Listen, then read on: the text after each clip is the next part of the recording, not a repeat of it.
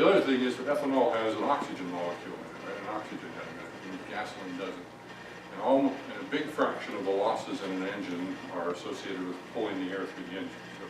So a lot of the excess, so we studied engine efficiencies, but the inefficiencies of engines are mostly attributable to the work it takes to pull all the air through the engine. But because there's oxygen in the ethanol, you don't have to pull nearly as much air through the engine. And almost every modern engine actually measures the oxygen in the tailpipe, so it regulates how much air is coming through the engine based upon how much oxygen it measures in your tailpipe. And so you can decrease the losses associated with having to suck all that energy through. So that's the next biggest use of biomass. And then there are a lot of places. How many people in Northern California here? Anybody from Stanislaus County? So Stanislaus County is just east of the Bay Area, just over the mountains. It's the first desert county that you get into in California. So Stanislaus County was the leader in this. They still have a regulation that 100% of the waste that's generated, both industrial and residential waste, goes through a waste energy plant. So your garbage in Stanislaus County first goes to a big combustor where they burn everything that's burnable, and then they take what's left over and put that in the landfill in Stanislaus. So you can generate a lot of energy from that. That turns out to be really expensive energy, as they've demonstrated, but it's a renewable, sustainable source of energy. And then there's all of the other things that we can do with biomass. So and we'll talk about some of the more interesting ones. So first, let's look at how biomass compares with coal. So we talked about different kinds of coal. This is a typical subbituminous coal and a typical bituminous coal. Remember how I told you you could tell which one is which? So the western coals all have cool names, and the eastern coals are kind of boring. All right. So Pittsburgh number 8. That's not too exciting. The Black Thunder. That's a cool coal name. All right. So other western coals are Cabal Rojo, Spanish speakers. Red Horse coal, Eagle Butte. These are some of the large. Lion Canyon is one of the Utah coals that we use around here. So they have pretty cool names. Most of the eastern coals are relatively. The only really cool one is actually used for metal production, called Pocahontas. That's a pretty cool coal. That's Illinois number 6, Pittsburgh number 8, Kentucky number 9. Just kind of done. Anyway. So this is a western coal and an eastern coal. Both of them are primarily carbon, but typically western coals have a little more hydrogen and significantly more oxygen than eastern coals have. And you can see how the rest of the things compare. But by comparison, if you look at wood or you look at biomass, so this is herbaceous biomass. This one's wheat straw. Rice straw and switchgrass would be fairly similar to this. So significantly less carbon, a lot more oxygen.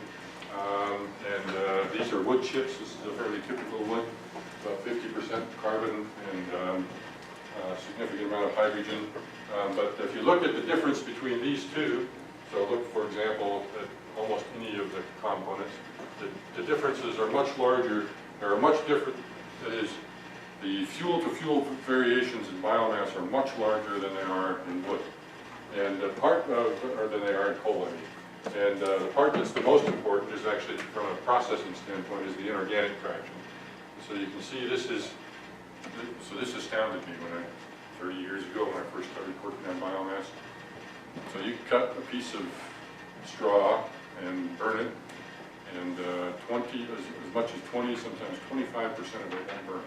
It's inorganic material that doesn't burn.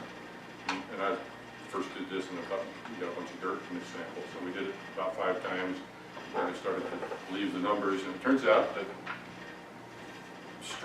grass and straw will pull through the root system almost, in an extreme case, 1/4 of the mass of the plant is inorganic material that's pulled through the root system, mostly in the form of silica, also a significant amount of potassium. A lot of calcium, and gets deposited in the plant as part of the plant structure. So this isn't dirt that gets mixed in with it. This is stuff that's actually part of the plant structure. That's a very large fraction of the organic material. By contrast, hardwood, the kind of wood that we use to make paper, for example, or lumber, is well less than 1% ash, sometimes 1/10 of a percent ash. 0.3% ash would be fairly typical, so a very small fraction of this. That material, when you pick up a piece of straw and you snap it, if you pick up just one piece of straw and break it, it kind of snaps. What's snapping is actually the silica backbone that the straw builds into it. If you pick up a piece of broad grass, fescue, or crabgrass or something like that, one of the broadleaf grasses, you've probably noticed when you were a kid, you probably cut yourself several times on the grass, edges of the grass playing with it. But you probably noticed that if you run your finger one direction, it's pretty smooth, and you run it the other direction, it pretty much tears your finger apart. Those are little silica spikes that grow in the blades of the grass. They actually form little windows that assist in photosynthesis in the blade of the grass. So there's a lot of interesting things that the inorganic material is doing in there. But the kinds of inorganic material are pretty different. So silica is, for most grass, for most biomasses, silica is a big part of the inorganic fraction. Potassium is another big part, so silica is shown here. Potassium there. Potassium is a plant nutrient and helps regulate the transpiration, pulling moisture through plants. Calcium is a component of plant walls, so there's always at least some calcium in the inorganic fractions of material. And then there's a lot of other things. These things pretty much turn to glass at combustion temperatures, so when you heat these up, they just become gooey, glassy structures inside the boiler and can cause a lot of problems for most people. So, to talk a little bit about biomass, we need to go through, we're going to define some terms and have some, how does anything burn? So this is the way everything burns: coal, biomass, just about every solid fuel. And I decided to use a Boy Scout analogy for this. So these days, you can actually become an Eagle Scout, I think, and never cook on an open fire. That didn't used to be the case. You had to do all your cooking on an open fire in the past. And when you were doing that as a scout, you would learn. So a tenderfoot scout, get his fire built. Always, like all scouting outings, it's always later than it's supposed to be. It's colder and it's darker and you're hungry.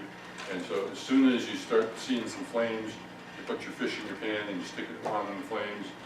And probably even with cook stoves, most of you have had this experience. Tenderfoot scout, you end up with a fish that is burned in some places, raw in others, and your pan is a mess, all right? And that's because you're trying to cook in these early stages of combustion. So when you first put the wood on there, wood is wet, almost all natural wood, even dead wood that's been lying around for a long time, is 50% moisture. And so the wood is, you have to dry it out. And once you dry it out, you warm it up, and you remember we did the thing with people up here, with the devolatilization.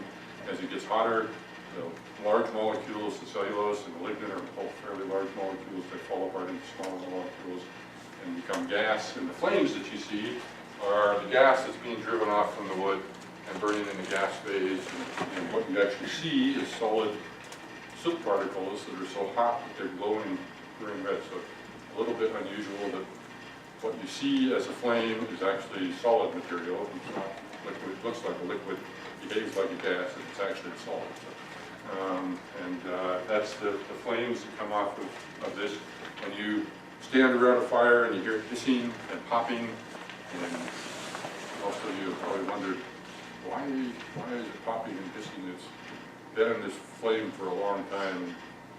First thing you think is it's driving moisture off of it. Well after the time that it's dry, it will still hiss and pop because this gases, as the molecules come apart and generate the gases, they generate large pressures inside of the biomass that fracture it, and they'll come hissing out the pores or pop off the surface at times.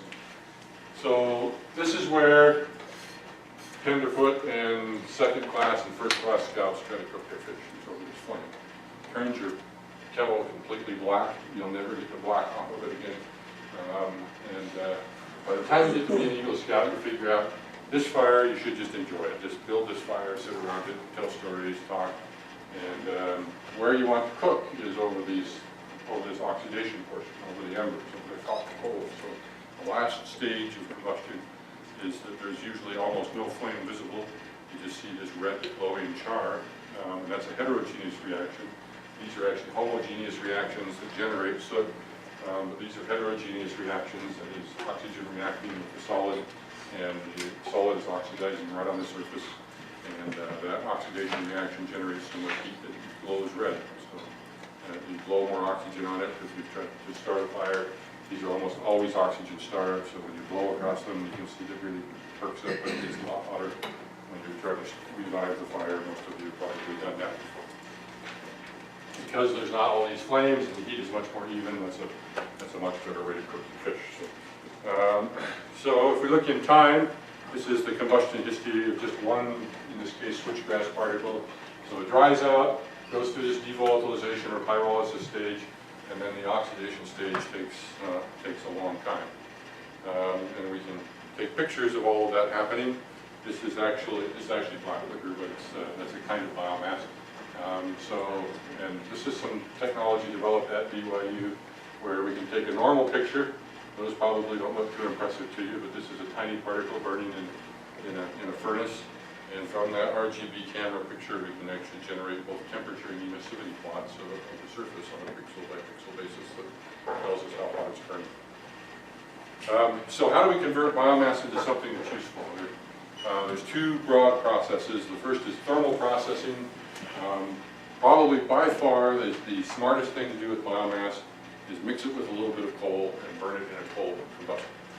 Because there's a small amount of biomass compared to the amount of coal in terms of the heating value, so the coal hardly notices it's there.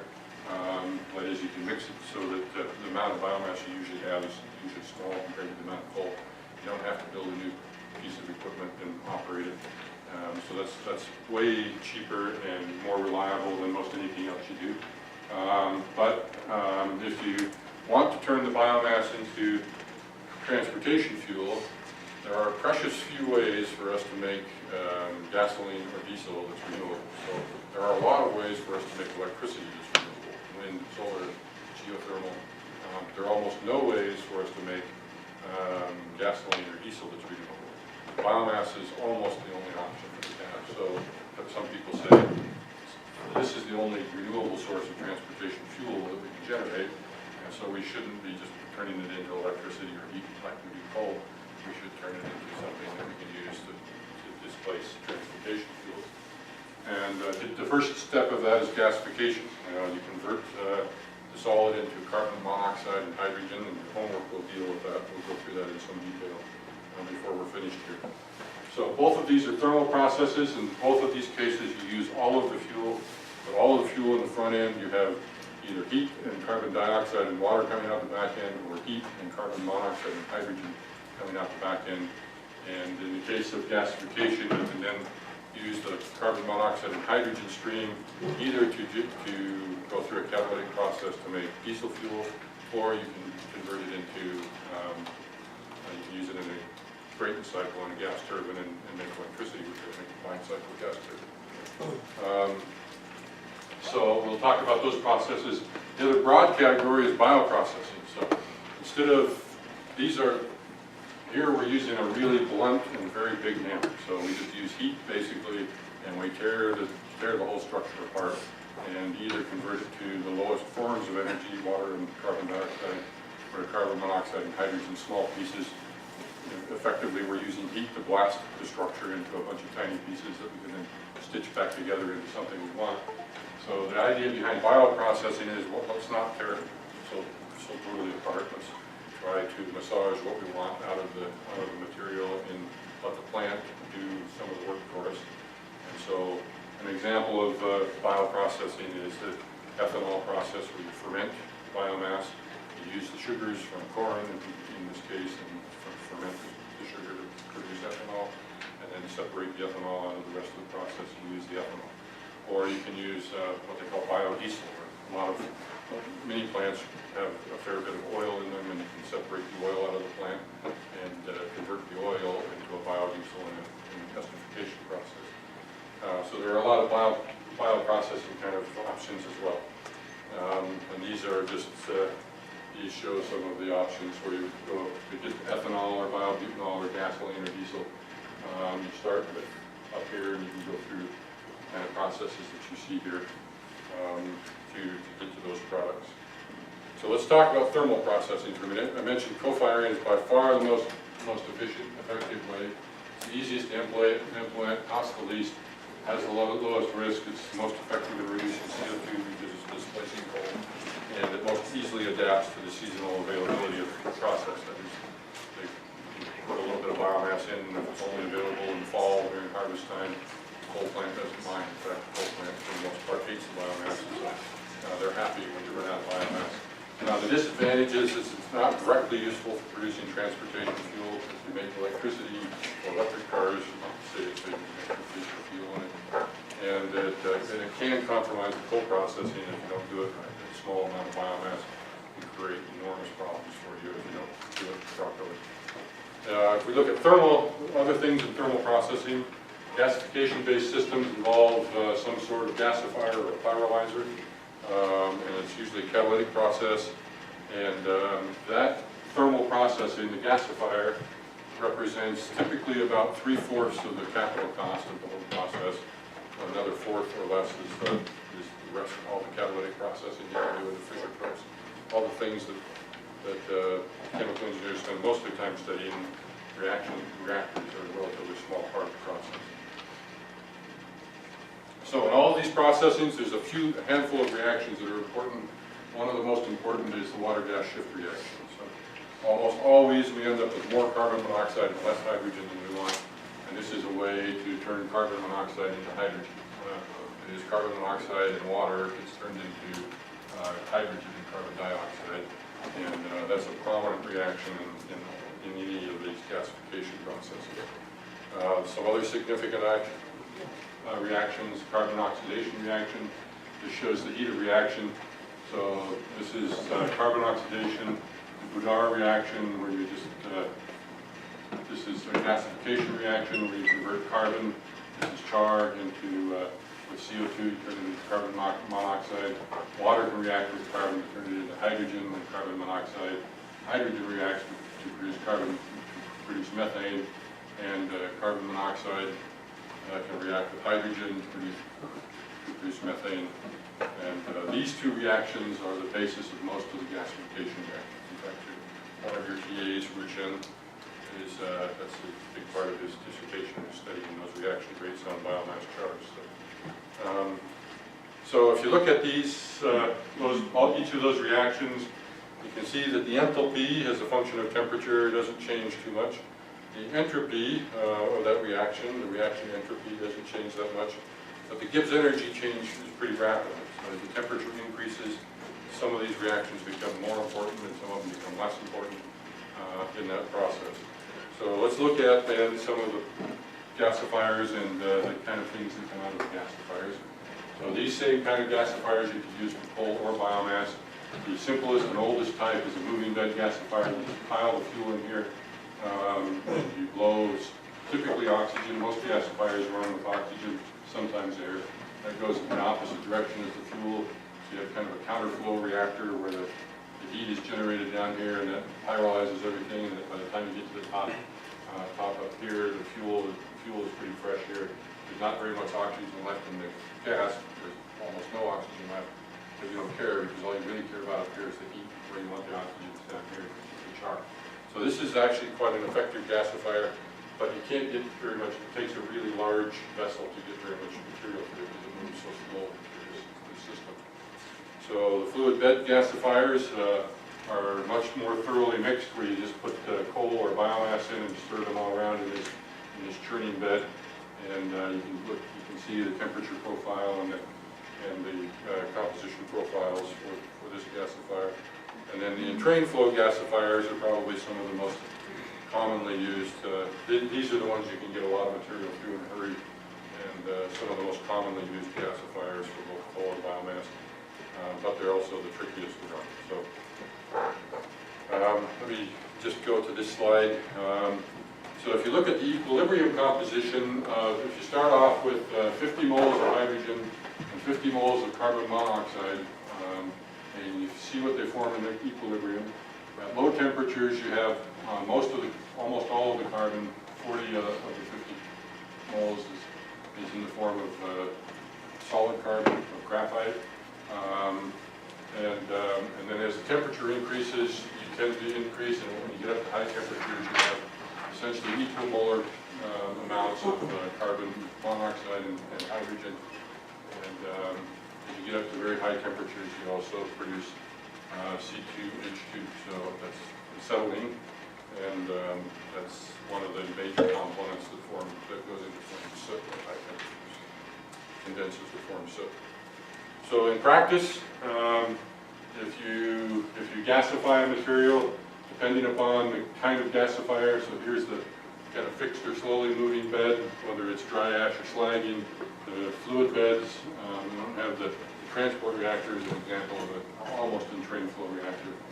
And you can see that the hydrogen and carbon monoxide contents are on the order of 20 to 40% typically, and sometimes a little higher, and small amounts of methane and CO2 and the rest of the material for an oxygen blown system. Here, if you're feeding slurry instead of, if you put the fuel into most gasifiers want to be pressurized, and so you mix the fuel into water and be able to pump it into a pressure vessel. And you can see the composition shown here. So that's, I want to step through the Fischer-Tropsch process, which is a classical process for both coal and biomass. But before we do that, just pause for a moment and see if are you still with me? Interesting thing. So one of the difficult things about biomass is that unlike coal, so you can imagine if you had a chunk of coal and you hit it with a hammer, you'd get a bunch of coal dust. If you have a chunk of biomass, think of a block of wood, and you hit it with a hammer, you'd have a block of wood, right, with a dent. And it's really hard to get biomass down to a very small size where you can process it effectively. And so most of the biomass processing systems, the other characteristic of biomass is it has a very low energy density. So if you go to a coal-fired power plant and you say, I'm going to fire 10% biomass and 90% coal, and if that's on a heating value basis, and you mix the coal and the biomass together, the biomass has such a low energy density that you're effectively you're feeding biomass that has a little bit of dusting of coal on it. So the volume of what you're feeding is dominated by biomass, even though the energy content is relatively small. Think of, you can imagine taking straw and trying to cut it up into small pieces. It kind of turns into pillow stuffing, and compare that with pulverized coal, which is about the density and the consistency of it's a little finer than salt or sugar, but it flows about like salt and sugar. You can see if you mix those two together, you'd end up with salty pillow stuffing, not salt, but a little bit of pillow stuffing. So those are some of the handling issues. So this gets to your homework. So let's first talk about the process, and then we'll talk about your homework. So if you want to turn either coal or biomass into a liquid fuel, by far the most common way to do that is the Fischer-Tropsch process. And we talked about this a little bit when we talked about coal. This was developed in World War II by the Germans. It was commercialized further by South Africa. Now China is producing a lot of fuel in this process. It's very well known. People have studied it all over the world. Still, there are very active developments that are going on in it, but it's a very reliably understood, but a relatively difficult process to operate. But it operates, does operate, it operates well. So you start off with either coal or biomass. You turn it into typically a slurry, and then this little box. Remember what we talked about? The size of the box does not represent the difficulty of the task or its expense, right? So this box right here is 3/4 of the cost of everything up here, and probably almost 9/10 of the headache of everything up here.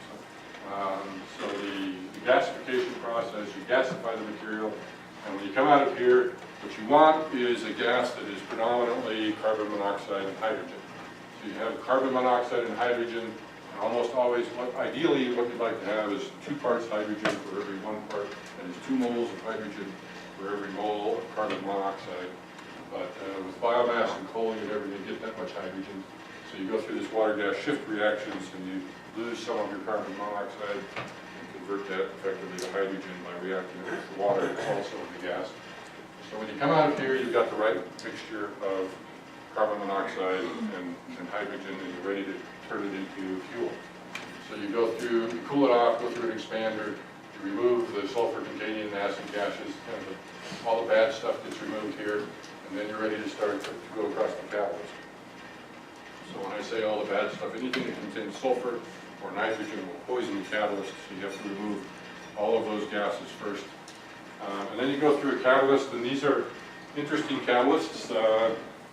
So you're used to thinking of things like platinum and rhodium, exotic metals like that are catalysts. So one of the most commonly used and most effective catalysts for this process is iron. So they use an iron catalyst, or the second most commonly used catalyst is cobalt, which is a little more exotic than iron, but it's nothing like the catalyst that we use in exhaust treatment or automobiles, for example. So you go through the Fischer-Tropsch synthesis, the syngas goes up through here, and you produce, and so on this catalyst you're making these long chain hydrocarbons, and they just get longer and longer, and depending upon the pressure and temperature, and a few of the other things that you can tweak, you can adjust the length so that they get longer or shorter before they break off and another one starts to get built.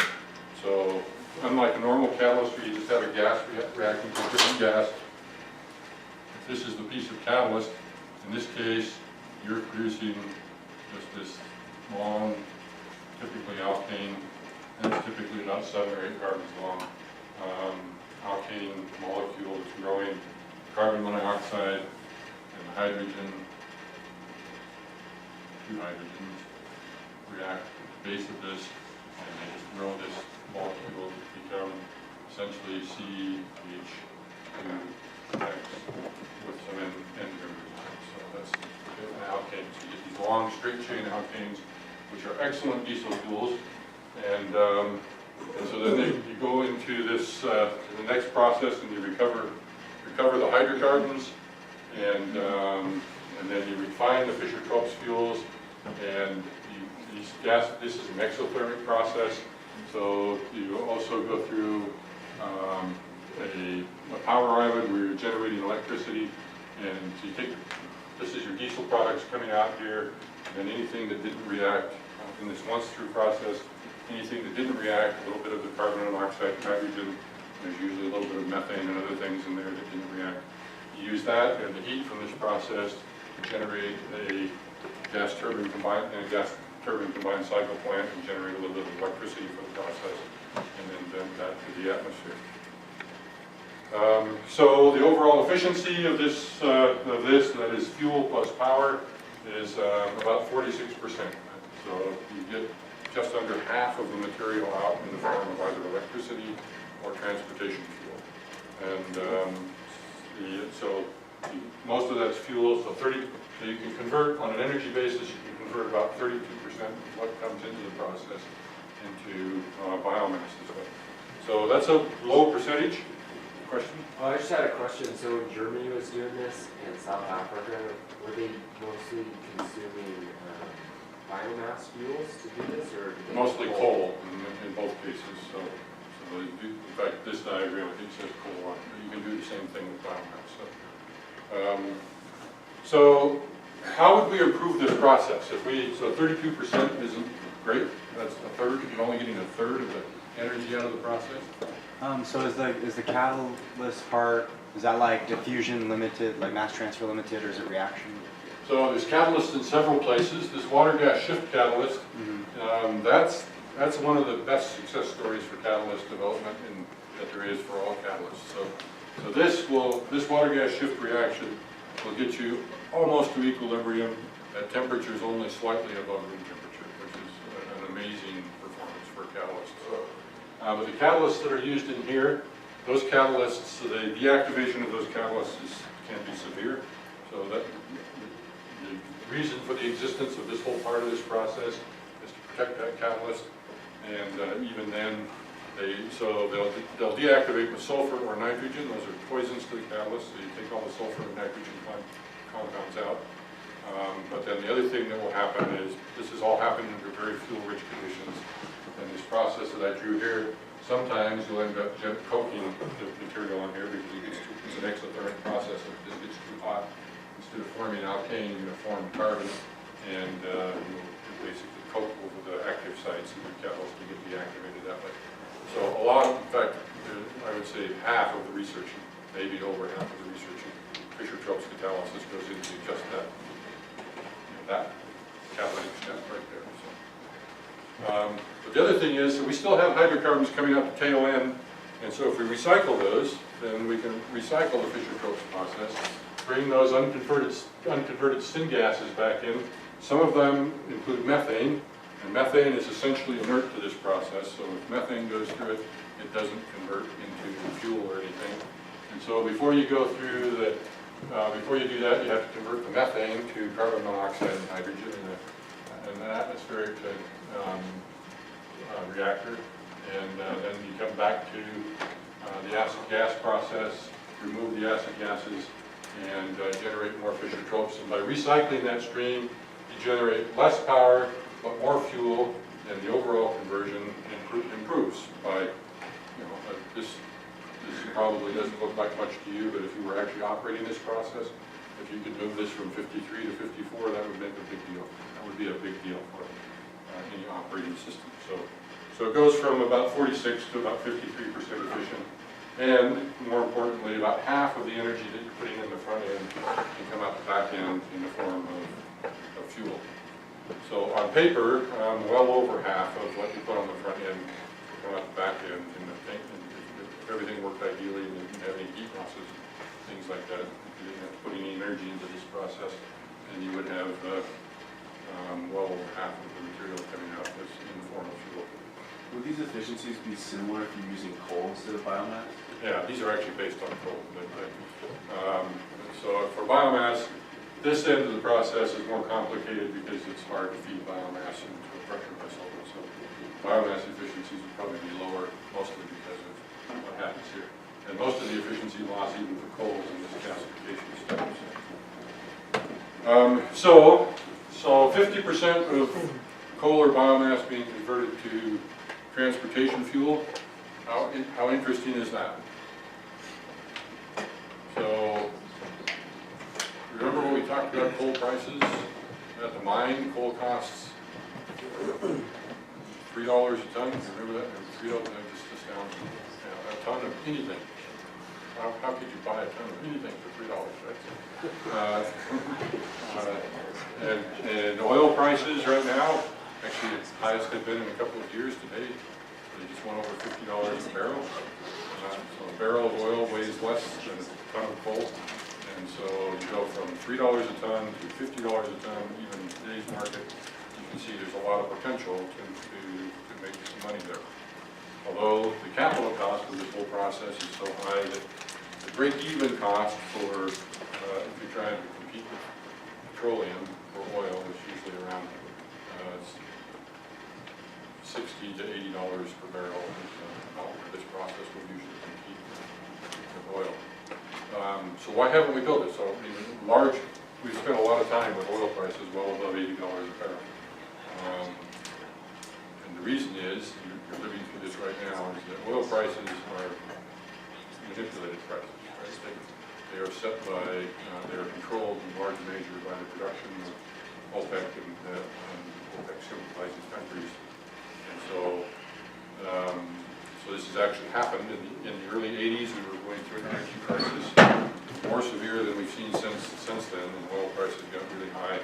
A bunch of people invested a lot of money in this Fischer-Tropsch process, including Exxon in the 1980s, put $2.5 billion into a process like this to generate Fischer-Tropsch diesel in Colorado. And about the time they finished building everything, OPEC either deliberately or I think actually mostly accidentally fall apart. Oil prices cratered. Oils went from, in real prices, from over $100 a barrel to about $20 a barrel. And Exxon had to write off all of that investment. And in the process, fired over 3/4 of their research department, or laid them off and fired them. So there's a lot of kind of political, there's a lot of risks that need to be considered here besides just the technical aspect. Even once you get the technology down, and once you understand the finances, there's still a lot of thinking that needs to go on before you commit these kinds of dollars. So you can also do coal and biomass, so you can do coal, you can either combine them into one vessel or you can combine them into two vessels and go through here. Take just a minute and look at the carbon flow on this, and then we'll take a break and we'll talk about your homework. So if you look at where the carbon is going, this is for the coal. So you start off with the coal here and the biomass here for a coal and biomass to liquids process, and you can see how many tons of carbon per day are going through this process. You come through the let's see. You look at photosynthesis, goes to biomass. This is ancient coal that comes up through here. And you're venting a certain amount of carbon in the form of CO2 vent at the end. Fischer-Tropsch liquids contain this amount of carbon. And the CO2, if you're doing this with carbon capture and storage, then most of the CO2 ends up being stored in the ground. A little bit of char that's left over from the gasifier that's still there. If you don't do carbon capture, then all of this joins that and goes into the atmosphere. So we'll look at some bar charts of how that goes. The energy, in terms of the greenhouse gas balance. The energy flow for the runs-through cycle, this shows if you start with this much energy in the form of either coal or biomass, this is written as coal, you start with about 3 gigawatts of energy. You go through the gasification process and that's down to 2.2 gigawatts. Then you go through the Fischer-Tropsch synthesis, and the Fischer-Tropsch products carry out 1 gigawatt of energy. The rest of it is unconverted syngas that goes into making electrical power and heat losses. If you do the recycle process, then instead of having, you can decrease by almost a third the amount of energy input that you need in order to generate the same amount of, these are written so the same amount of Fischer-Tropsch product is being generated. So you go through the same process, relatively tiny amounts of power consumption, much less power, and similar losses to what you see before. So, for your, let's look at the greenhouse performance of these. So if you look at all of these together, these, I've got another slide where all these are, this is coal and biomass to liquids, coal to liquids, and you can look at all these different varieties and where the electrical fuel and the energy comes. And this is in terms of the greenhouse gas emission avoided. So if you're trying to do this for greenhouse gas purposes, and you can see that some of these are much better processes than others. So the amount that you avoid at the top is the best process. So if you use biomass to liquids with recycle and with carbon capture, you can actually avoid a large fraction of the greenhouse gas emission. And by contrast, if you use coal to liquids and vent with recycle and vent it, then that's where you're actually generating the most amount of greenhouse gas from the process. And that's, we'll take a break there for a minute, all right? When we come back, we'll talk about your homework. So let's take a 3 or 4 minute break.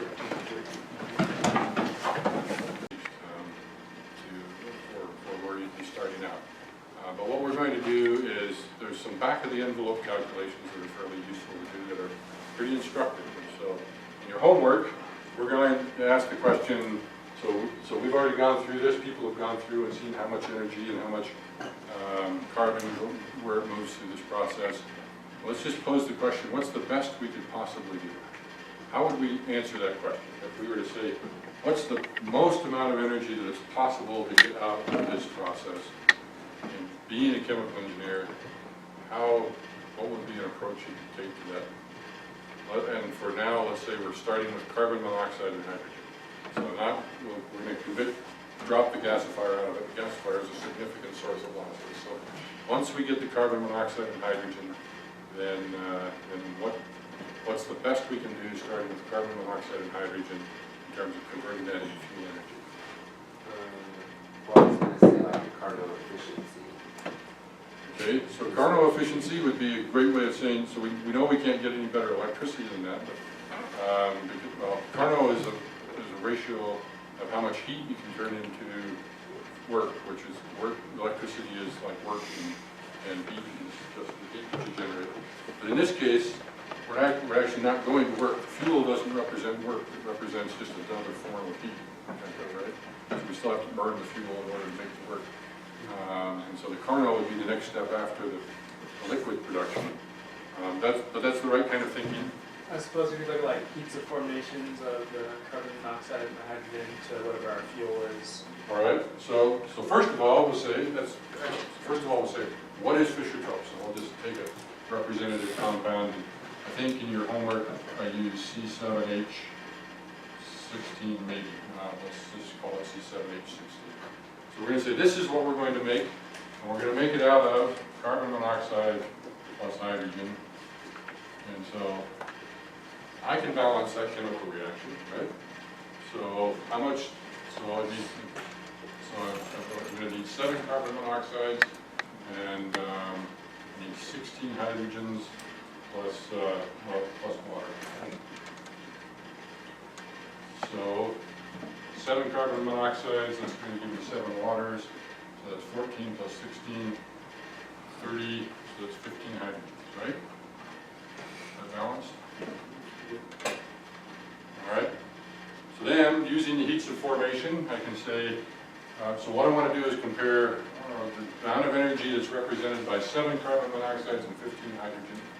And so conceptually, you can do this all with just heats of reaction, but the experience has told me that students, it's easier for you to think about this way. So let's compare 2 alternatives.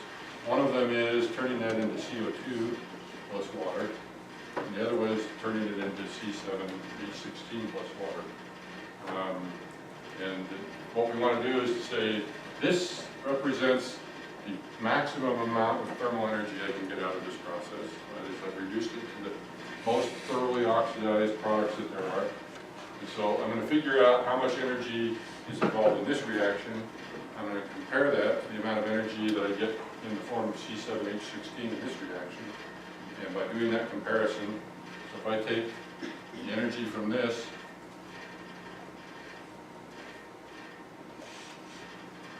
divide that by what I call the total energy that you have from here, that's the fraction of the energy from here that I can get into this fuel. So, and you can, for the energy for this, you can, how do I calculate that? You combust it as well? Yeah, that's the, so conceptually that's the easiest thing to do. You say C7H16 plus oxygen, you're going to go to CO2 plus water. So in your homework, you have to balance this reaction, react to C7H16 and figure out how much heat that will produce. That's the numerator over here. And compare that with the amount of heat that you produce from here. And that ratio is the fraction of the energy that you can get from carbon monoxide and hydrogen into these products. And that's the answer that you're going to get is, you know, about 80% correct, but it takes about 1% of the effort, or less, as it does to do that other analysis. So these are kind of good back of the envelope types of things to say whether this process makes sense. So just to make sure you know, so how am I going to calculate? How do I calculate the heat from any of these, the amount of heat generated from any of these reactions? So we're going to assume that reactants and products are at room temperature and at 1 atmosphere, neither of which is true in a real process. We'll assume that for here, right? So how do we do it? Hess's law, heat correction. Yeah, so you say delta heat of reaction is just the sum of the stoichiometric coefficient times the delta heat of formation for each component. These are the products, minus the sum of that same thing for the reactants. Don't you have to add, because you're saying the coefficient B or nu, Yeah. because that will be a negative for the reactant. Well, so the absolute value of that is the way I've written it here, right? Oh, okay. Or you could say plus here and then. Okay, so this is just the stoichiometric coefficient in the reaction, right? And I actually give you in the homework the heats of formation for all of these compounds. So you don't have to look them up. And you can use those heats of formation. And so you do that for this reaction, you do that for this reaction. You look at the ratio, and you can figure out how much heat you can how much of the energy from this material you can get into that process. Everybody good with that? Should we go through any more detail than that? So that, it shouldn't be very difficult, it shouldn't be very time consuming, just a little bit of accounting you have to keep track of, and go through that process. So let's talk a little bit about other things you can do with biomass. So in addition to making diesel, basically, you can make alcohols. Methanol is very common, or ethanol. You can make ethers. One of the very promising developments that people are working on is making dimethyl ether as opposed to diesel or methanol or ethanol. It has some dimethyl ether, makes a really good diesel fuel by itself, and it's already oxygenated. You make esters or methane or ammonia, hydrogen, or all kinds of specialty chemicals. So that's mostly the thermal processing. So let's look at the bioprocessing for a moment. So you start off with, this is a diagram of what lignin looks like. Kind of, some people call this like 1,2 dimethyl chicken wire kind of diagrams.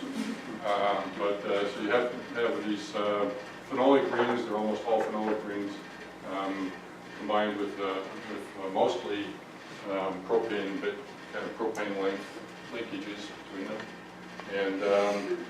And these are glucose, so it's cellulose and glucose. So cellulose is, sometimes you see cellulose written as just one of these, but you want to do this right.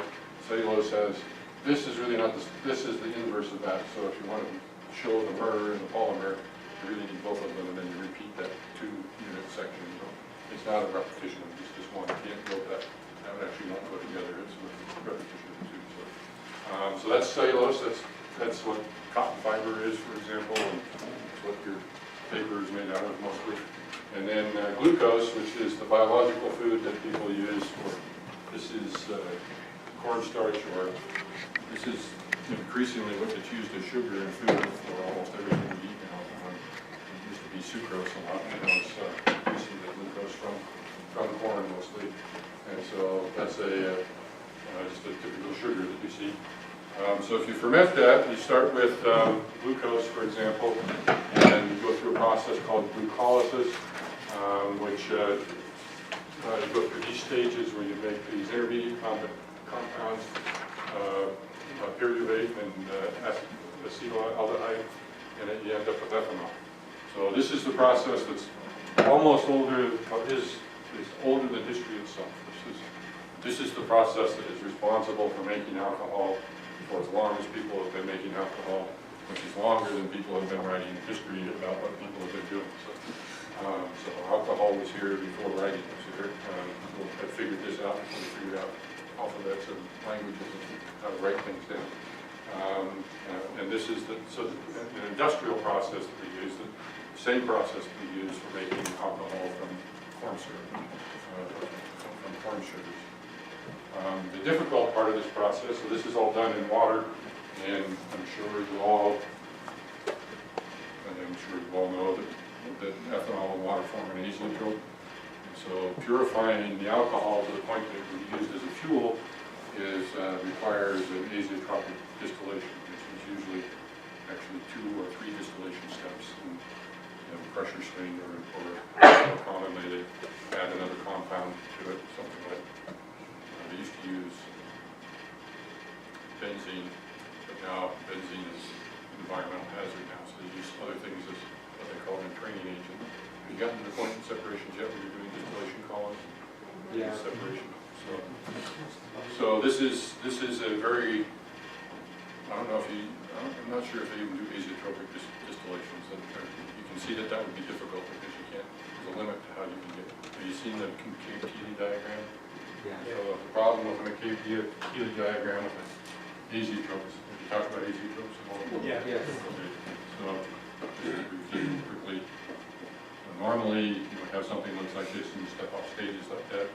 With an azeotrope, this line looks like this. So you can't get past that azeotropic composition and see the distillation column. So the ways to do that, you either add something which takes this into a more complicated diagram of a third dimension that allows you to get messed up. Or you do this distillation in one column, and then you take this material at a different pressure into another column, and this point is sometimes sensitive to pressure. And so if it is sensitive to pressure, you either increase or decrease the pressure and move that point, effectively move that point here and finish the distillation in the second column. Those are, so those, well, in fact, I have that diagram right here. So this is the azeotropic distillation for ethanol. So you come in with the ethanol water mixture and basically produce pure water and some mixture of ethanol and water more enriched in ethanol. Put that into this process. And in this particular case, this is using a trainer, so think of this as some other typically organic hydrocarbon that you put in here. And it will form two phases in this decanter. And one of those is going to be rich, and one of them will be lean, and what you're after. And then you have a third column that distills the trainer out of the, you take the part that doesn't have the ethanol in it, and you recover the entrainer, push the water back out, recover the entrainer, and recycle it, and come back to the process. So those are, probably in your separations class, you're not going to get to, I don't think you get to something like this, but where you have to chain these together. But this is a lot of separations in the real world. This is kind of what it looks like. You have to put a number of these together. So what about so other kinds of biomass? This is a very common process. You've probably all heard of, maybe you've seen biodiesel that's for sale at different places. It's usually, so diesel is usually a green, they use green direct. The handle of the gasoline pump is green if it's diesel, black if it's gasoline, usually yellow if it's biodiesel. So if you see a diesel thing that has some yellow handles on it, those are biodiesel facilities. So just some things to know about biodiesel. Biodiesel, unlike, so Fischer-Tropsch diesel is actually better diesel than petroleum-based diesel in almost every way, not quite every way, but almost every way. But biodiesel is not. Biodiesel is a relatively low-grade diesel. In particular, biodiesel has the property that as it gets cold, it forms a gelatin kind of material. And if that happens in your fuel tank or in your fuel lines, that's a real problem. So if you're using biodiesel, especially in the winter, you're usually all right. You usually want to start your engine on regular diesel, get everything warmed up, and then you can switch over to biodiesel, and then before you turn the engine off, go back to regular diesel, flush everything out with the biodiesel and turn it back on. Biodiesel has several other it's not saturated, so most regular diesel is completely saturated. It's essentially alkanes. Biodiesel has some double bonds still left in it. And because of that, over long periods of time, they'll react together and form really heavy hydrocarbon materials, so it doesn't have a very good storage, very good shelf life, and it's a little acidic. But you can still convert triglycerides. So when you buy, when I was a kid, did you ever wonder this? When I was a kid, we had motor oil and we had cooking oil. They were both oils. I figured they must be the same, right? So did any of you ever do that experiment on yourself? First of all, it takes a little bit of guts to just eat the cooking oil. You're not too sure what that's going to do to you. But it turns out that eating cooking oil is not that bad. That's pretty much what you're doing when you eat French fries. So, motor oil is terrible for you. So even a small amount of motor oil, and you'll be in the bathroom for a long time. Learning why we don't use motor oil to make French fries. And the difference between the two is these oxygens. So motor oil is just long hydrocarbons with no oxygen. Organic oils are triglycerides. They're almost always triglycerides, which means that you have this triglyceride functional group of carbonyl functional group at the beginning, and then you have 3 hydrocarbon ends here. So to turn this into something, so this is not very stable. It's highly reactive. This is a pretty lousy fuel by itself. What we can turn it into motor fuel. And we do that essentially by clipping off this portion of it and turning that into glycerin and trying to recover the hydrocarbon ends as well. And that usually happens through, you do it over some sort of a catalyst. And so here you end up with the glycerol and 3 esters or fatty acids that you then further react. So if you look at this in more detail, this would be a typical vegetable oil. This is a natural oil that a plant would produce. And you effectively you leave just 1 oxygen on the end of each one of these, and remove this component as glycerin, and you can turn this into, and then the triglyceride you can turn into methanol. You can react it with methanol, react this with methanol, and you get these hydrocarbons. And these are fairly good diesel oils. It still has these oxygen functionalities on them. Like I said, they still have some double bond character. And for both of those reasons, that's why they form a gel when they get cold. That's also why they aren't stable over long term. But this is a commercial process. You can buy biodiesels regularly. In fact, in Utah, I don't know how much so you've all heard of Washiki Energy. You can see the Washiki Energy signs all over it. So it would appear now that Washiki Energy used to make everybody believe that this is what they were doing. Turns out what Washiki Energy was doing here is buying normal fossil diesel and putting it through their plant and selling it as biodiesel. They are now being investigated by several people, probably on their way to prison. Compounded by the fact that it was run by a polygamous organization, and they were also cheating on, at least they were accused of cheating on food stamp programs and other things. But there are legitimate processes that do what Washiki Energy said that they were doing, and they, again, you can produce biodiesel that way. I think it's produced in relatively large quantities. So you can also recover. This is another commercial process. You can recover methane. This is a this is kind of a no-brainer. This one actually makes money and it's renewable. So when you bury food material or hydrocarbons in general, over time, they decompose in a landfill, and they make methane. So you can't smell methane. A lot of people think, so the same thing happens if you have animal waste, for example. You have big piles of animal waste, they make a lot of methane. It's actually an exothermic reaction. If you've been around animals a lot, you see usually there's somebody that's scooping up animal waste and piling it somewhere, and that pile in the winter time is always generating steam. It's never gets much snow on it. If you ever have the pleasure of being the person that has to move it, you'll notice it's pretty warm on the inside. All of that is this methane generation process that happens, and that happens with animal waste. It also happens in landfills, and so this is one third world kind of application for this. Is that using human waste in this case, you capture the human waste, put that into what we call a digester, which is just a wet tank, where it decomposes. As it decomposes, it generates mostly methane, but a little bit of hydrogen sulfide. And what you smell is the hydrogen sulfide. It's there in part per million quantities, but that's still, you can't smell methane.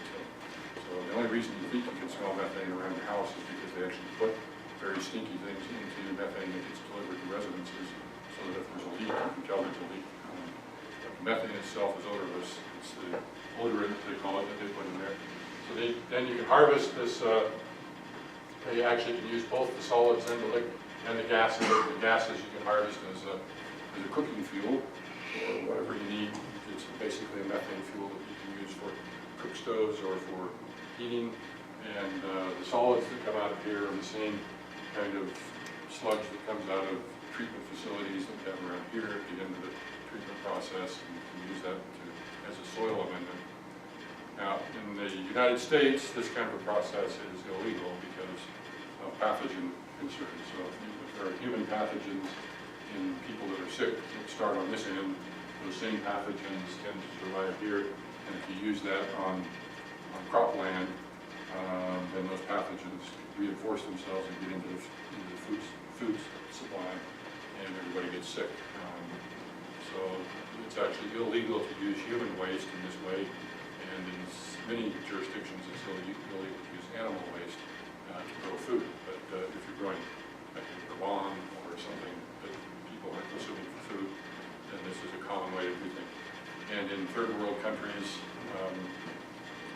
people are in far more threat of dying from lack of food than they are from being poisoned by a pathogen. So in a lot of developing countries, this is a pretty common process that they will use both animal and human waste to generate the food, the fuel that they need for their for cooking and for other things.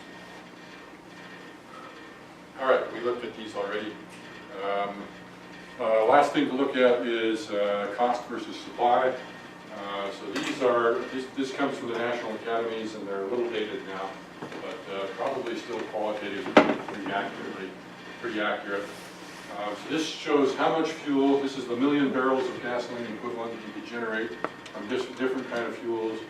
And in this case, this is for cellulose ethanol, and we're competing with, in 2007 dollars, so at the time, gasoline was about $90 a barrel. And so that's where that's where the fossil energy line is. So from a cost standpoint, if you used woody biomass, you could produce Fischer-Tropsch diesel at slightly below the cost of what fossil diesel is. So currently, costs for petroleum are right about here. They've been hovering in this range for the last several years. And so you can see that none of these processes are really cost effective with biomass or with coal. Coal's not on here, but coal is a little bit below woody biomass. And so they're not cost effective unless you provide an incentive. And so that's why we went through this financial thing. And you should have seen in today's homework that a little bit of a tax incentive in terms of a tax rebate, or even just capitalizing things, getting an accelerated depreciation schedule.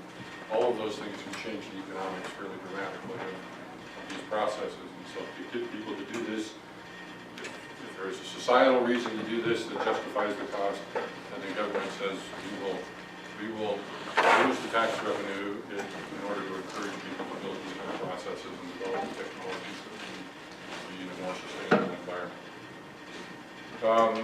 For Fischer-Tropsch, so that one is for ethanol. For Fischer-Tropsch, you can see for biomass, with and without carbon capture and storage, you can see that we're kind of in the same ballpark in terms of where the prices are. So right now, nothing would be cost effective, but you can do things a little bit. So, is there any other? Oh, one other thing that's important to look at is, if you look at the energy densities of things, this is what factors into, for a lot of processes, this factors into your miles per gallon, but more importantly, how difficult logistics of just moving energy around. So this is the megajoules per liter. So this is the volumetric energy density. So things like aluminum and silicon and anthracite have very high amounts of energy per unit weight, or per unit volume, and the unit weight is on this diagram. So they actually use aluminum in rocket motors, for example, because of where it sits on this diagram. There's a lot of energy in aluminum, and they burn up aluminum as a component of rocket motors. But as you get down into the things we're talking about, diesel and gasoline have quite high energy densities, both volumetrically and in terms of mass. But if you look at ethanol, for example, that's quite significantly lower in both cases than gasoline and diesel. And if you look at batteries, which is one of the energy storage technologies that people are talking about, that's much lower still. So it takes a very large battery. This is the challenge with the electric cars. It takes a very large battery to have the amount of energy that you have in a comparatively small diesel and gasoline fuel tank. And that large battery also weighs a lot. So that on a mass basis, these are really heavy batteries. In fact, these are difficult. So that's another major consideration.